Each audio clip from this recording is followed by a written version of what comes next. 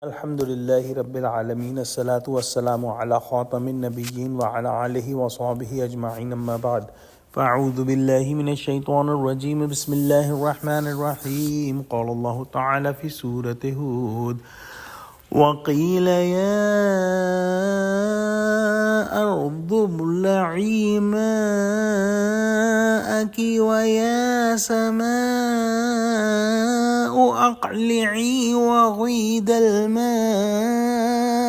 وقضي الأمر واستوت على الجود وقيل بعدا للقوم الظالمين.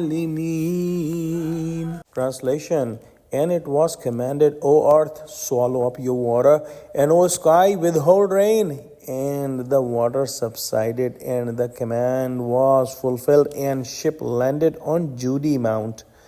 And it was said, Be away with the wrongdoers, nation. When Allah subhanahu wa ta'ala commanded the sky and earth to produce water, the water was everywhere. The sky continued to rain and the water continued to sprout from the land till even the trees and the mountains were drowned in the water.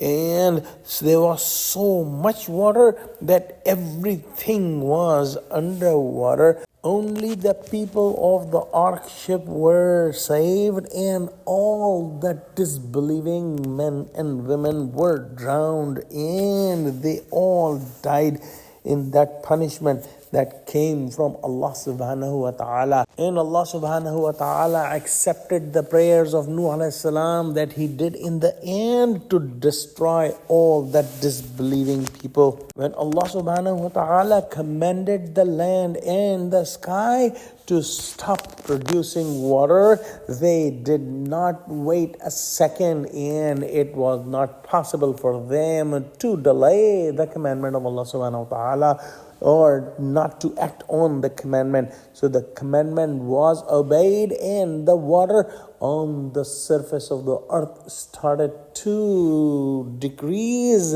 till the ark ship settled and landed on the Mount of Judy. And the disbelieving people were told to stay away from the mercy of Allah subhanahu wa ta'ala in difficulty and destruction forever. Some people say that the flood came in the entire world, and some say that the flood came in some certain areas of the world.